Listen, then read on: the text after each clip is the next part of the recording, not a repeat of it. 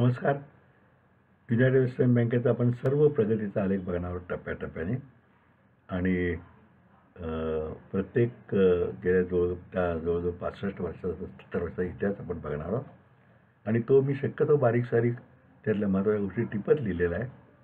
क्वचित कुठेतरी तुम्हाला कंटाळवाणं वाटायची शक्यता आहे, पण संस्था जाणून घ्यायची म्हणजे ते आवश्यक आहे असं मला वाटतं.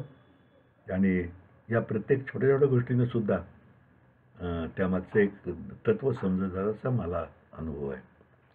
असो, 1936 साली बँक स्थापन झाल्यापासून 1951 अण्णासाहेबांचे निधन 15 वर्षे जन्मदात्या पित्याच्या कष्टाने आणि प्रेमाने ते बँकेचे संगोपन करून हे अपत्य सुदृढ केले.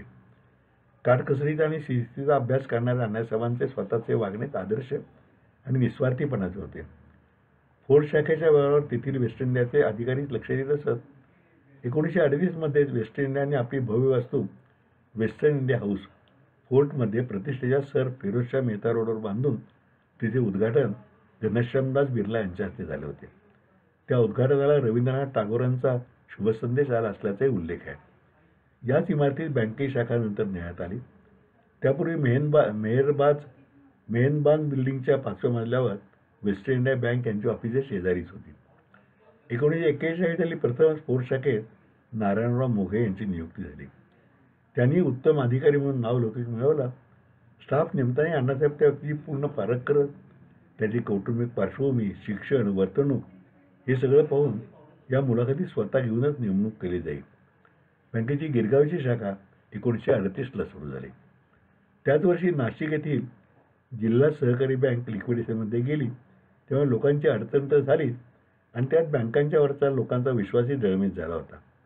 अशावेळी स्थानिक मंडळांनी दैनिक गावकरी संपादक आणि ज्येष्ठ पत्रकार दादासाहेब पोतनीस यांना भेटून चर्चा केली. त्यांचे म्हणजे दादासाहेब पोतनीस आणि वेस्ट इंडियाचे संबंध उत्तम होते. वेस्ट इंडिया ही म्हणजे लाईफ इन्शुरन्स कंपनी तेव्हा लोकप्रिय होऊन लोकांची जेव्हा श्रद्धा होती. दादासाहेब पोतनीस यांनी अण्णासाहेबांशी संपर्क साधून बँकेची शाखा नाशिक येथे उघडण्याची विनंती केली. ती अण्णासाहेबांनी मान्य करून 1 डिसेंबर 1938 बँकेच्या 4थ्या शाखेचे उद्घाटन नाशिकला सेवासदनचे सेक्रेटरी CG कुलकर्णी यांच्या हस्ते झाले. लोकांनी आपणहून बँकेला बोलावून घेतल्याचे हे बहुधा पहिलेच उदाहरण असावे. अर्थात बँकेच्या सेवाभावी वृत्तीमुळे आणि सक्षम व्यवस्थापनामुळे असे सुखद अनुभव पुढेही बरेचदा आले. 1942 साली बार्शीची शाखा ही अशीच भाऊसाहेब सोलाके यांच्या नेतृत्वाखाली स्थानिक मंडळींच्या मागणीवरून सुरू झाली. त्यापूर्वी 1940 साली लक्ष्मी रोडवर पुणे येथील बँकेची शाखा सुरू झाली होती. म्हणजेच 1942 5 वर्षातच सातारा, पुणे, मुंबई, नाशिक आणि बार्शी असा शाखा विस्तारून महाराष्ट्रात हळूहळू बँकेचा नावलौकिक पसरू लागला होता. त्या ठिकाणचे व्यवहार सतत वाढते राहिले. हे सर्व व्यवहार मजबूत करणे, सर्व खातेदारांना उत्तम सेवा देणे आणि त्याचबरोबर चांगला नफा मिळवून भागधारकांना योग्य ते डिव्हिडंड देणे या दृष्टीने अण्णासाहेबांनी अधिक शाखा विस्तार न करता अंतर्गत सक्षमता आणि जनसामान्य आणि उद्योजक यांच्यातील बँकेची प्रतिमा हे दोन्ही बळकट करण्याकडे लक्ष केंद्रित केले. अण्णासाहेबांचे सतत नवनवीन बुद्धिमान तरुणांकडे, विशेषतः सातारकर तरुणांच्याकडे लक्ष असे. बँकेसाठी नोकरवर्ग निवडताना शिक्षण, गुणवत्ता, कौटुंबिक परिस्थिती याबरोबर संस्थेबद्दल आस्था आणि जिव्हाळा हाही विषय त्यांच्या मनात असले. 1941 सालीच्या सुमारास त्यांनी राणा गोडबोले यांना पारखले. राणा गोडबोले माझे वडील, ज्यांना बन्यापूर गोडबोले म्हणून. राणा गोडबोले तेव्हा BA BCom म्हणून मुंबईत टांगसाळीत नोकरी करत होते. ते मूळचे सातारकर. टांगसाळीत म्हणजे मिंटमध्ये. ते मूळचे सातारकर आणि त्यांच्या बंधूंचा सातारा पॅसेंजर बसचा व्यवसाय होता. त्यांना अण्णासाहेबांनी बोलवून त्यांचे मनपरिवर्तन केले. साताऱ्यातील या संस्था वाढवण्याची आणि पुढे मागे नेतृत्वाची जबाबदारी सातारकर तरुणांनी घ्याव्यास नको का, या अण्णासाहेबांच्या बोलण्याचा सुयोग्य परिणाम होऊन गोडबोल्यांनी मिंटमधील नोकरी सोडली आणि ते सातारा स्वदेशी बँकेत दरमहा 40 रुपये पगारावर असिस्टंट सेक्रेटरी म्हणून जॉईन झाले. अर्थात चिरमुले यांनी त्यांना या पार्ट टाईम नोकरीबरोबरच इन्कम टॅक्स सल्लागार म्हणून स्वतंत्रपणे व्यवसाय करण्याची मुभा दिली होती. तेव्हा बँकांचे पगार एकूणच कमी असल्याने अशा तऱ्हेची परवानगी बहुधा सर्व सक्षम संस्था मिळत असे. मात्र बँकेचे काम त्यांनी व्यवस्थितपणे चोख केले पाहिजे ही पूर्वअट असे व अण्णासाहेबांचे त्याच्यावर बारीक लक्षही असे. सर्वच संस्थांमध्ये नोकरांची भरती करताना तो शक्यतो संचालक, प्रमुख भागधारक किंवा प्रमुख खातेदार यांच्या नात्यातील माहितीतील परंतु सक्षम असावा असा अण्णासाहेबांचा अलिखित संकेत होता. वरवर पाहता आणि आजची रिक्रुटमेंट प्लेसमेंट प्रिन्सिपल्स बघता तो अयोग्य असल्याची शंका आधुनिक व्यवस्थापन गुरूंना येईल. परंतु त्यामुळे परिचित लोक, जिव्हाळी संबंध, संस्थेवर अविचल निष्ठा, तक्रारींची गैरहजेरी आणि मुख्य म्हणजे आर्थिक संस्थांमध्ये काम करत असताना अत्यावश्यकता प्रामाणिकपणा हे सर्व साध्य होत असे. बदलीच्या वेळी कुरबुर होई, पण ती निस्तरता असे आणि वरील सर्व जमेच्या बाजूंचा विचार केला तर ते गौण असे. हा संकेत पुढील अनेक वर्षे रिझर्व्ह बँकेचे नियम येईपर्यंत बँकेत तसाच पाळला गेला होता. त्यामुळे आर्थिक गैरव्यवहार, भ्रष्टाचार आणि अफरातफर यांचे प्रमाण उदयापासून ते अगदी अस्तापर्यंत बँकेमध्ये नगण्यच राहिले. शिवाय या संकेतामागे सामाजिक विचारही असावा असे वाटते. सातारा शहर म्हणजे एखादे मोठे खेडे असल्याची तेव्हाची परिस्थिती होती.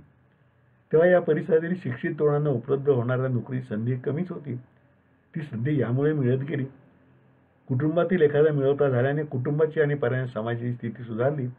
ही आपली संस्था आहे असा अतूट दृढभाव ती व्यक्ती, कुटुंब आणि समाजातील निर्माण झाला.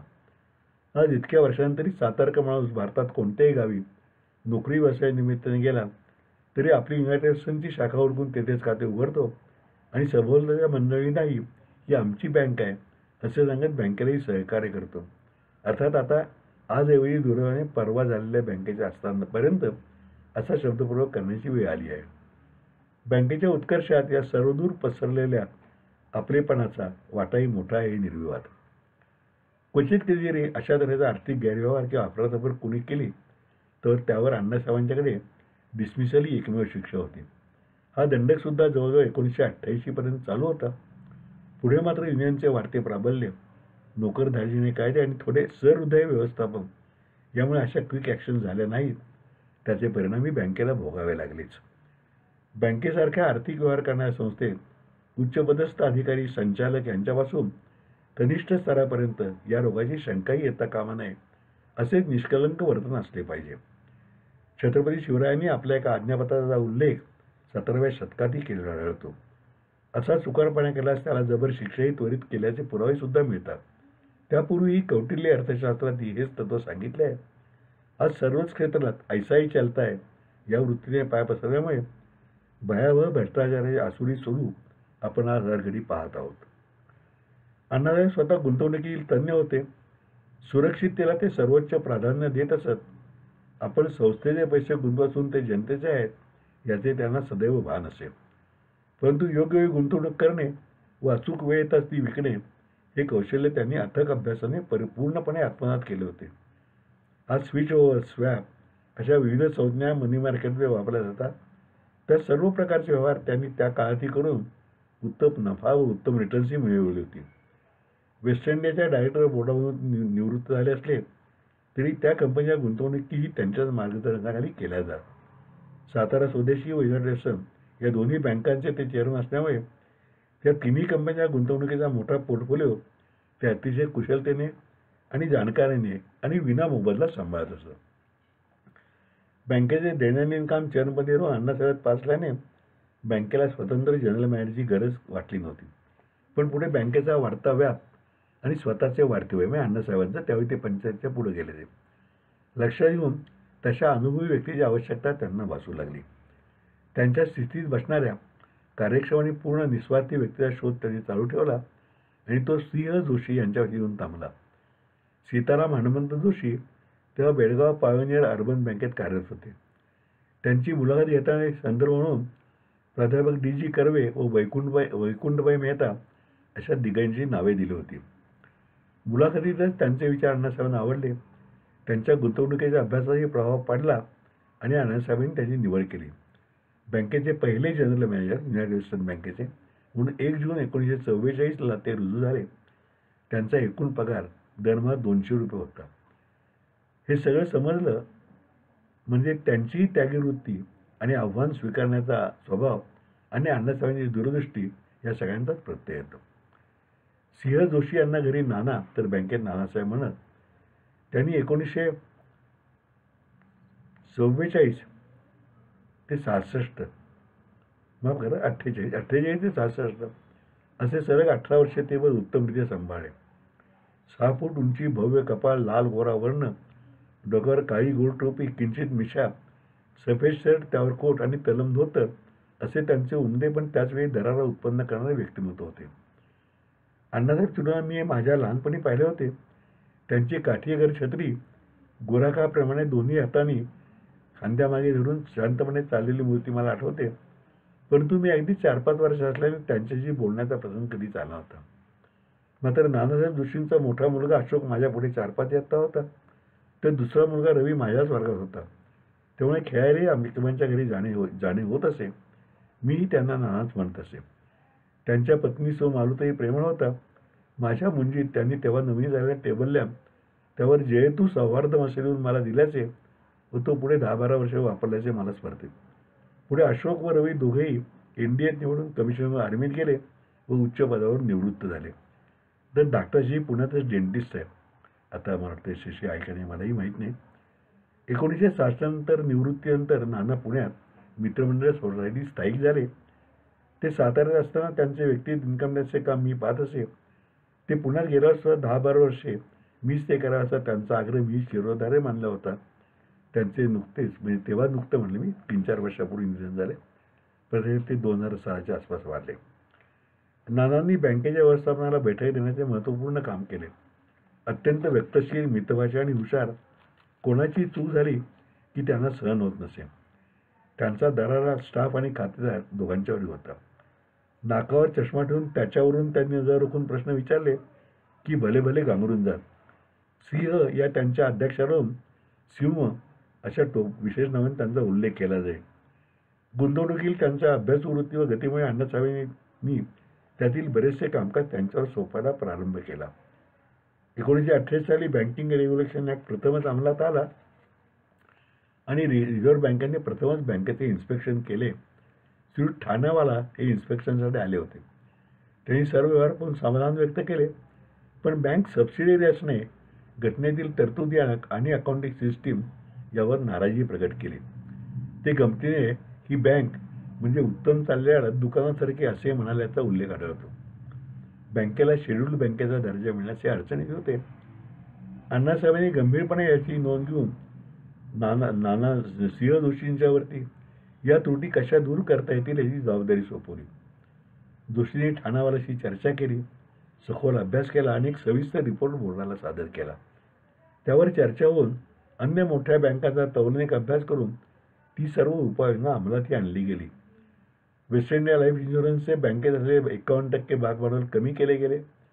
त्यामुळे आजपर्यंत वेस्ट इंडियाची सबसिडी असलेली दी युनायटेड वेस्टर्न बँक लिमिटेड आता स्वतंत्र झाली. या सर्वाचा इष्टतो परिणाम दिसून रिझर्व्ह बँकेने बँकेला शेड्यूल्ड बँक म्हणून मान्यता दिली. कोणत्याही बँकेच्या प्रगतीच्या आणि स्थैर्याचे हा शेड्यूल्ड बँक हा दर्जा हे प्रतीक मानला जातो. त्यामुळे अण्णासाहेब, सर्व संचालक, भागधारक आणि खातेदार सुद्धा अतिशय आनंदी झाले. आता या पुढचा भाग आपण नंतरच्या भागात पाहू, कारण काही 2 कसोटीचे प्रसंगही त्या काळात आले, त्यांचा उल्लेख मी यात केलेला आहे. एकूणच टप्प्याटप्प्याने बँकेचा जवळजवळ 70 वर्षाचा इतिहास मी या मालिकेतून मांडणार आहे. आपल्या प्रतिक्रिया, सूचना मला जरूर कळवा. 98-220-16-299 हा टेलिफोन नंबर आणि arun.godbole009@gmail.com हा माझा मेल ID आहे. आपल्या प्रतिक्रिया आलं तर मी स्वागत करीन. काही वाटलं तर मी सुधारणा ह्यात करू शकतो. कारण हे माझ्या अंदाजामुळे जवळजवळ 40-42 भाग तरी सहज होतील. पण त्यानिमित्तानं हा बँकेचा सर्व इतिहास ग्रथित होतोय, डॉक्युमेंटेशन होतंय. मी पुस्तक रूपाने झाले, पण आता पुस्तकं वाचत नाही. हे यूट्यूबवरती जाते, मी फेसबुकवरती पोस्ट करतोय. त्यामुळे अनेकांच्यापर्यंत पोचेल, शेअर होत राहील. आपणही आवडलं तर शेअर करा. अरुण गोडबोले या माझ्या यूट्यूब चॅनलला आपण सबस्क्राईब करा. म्हणजे हे व्हिडिओ तुम्हाला कळत राहतील. थोडे दिवस या दोन्ही मालिका चालू राहतील, म्हणजे अजिंक्यता लाभचे प्रवासवर्णन आणि ही युनायटेड वेस्टर्न बँकेची. 15 दिवसानंतर ती मालिका संपेल, पण ही मात्र पुढेही चालूच राहील. आपला प्रतिसादाबद्दल मनपूर्वक आभार. तो पुढच्या भागातून नमस्कार.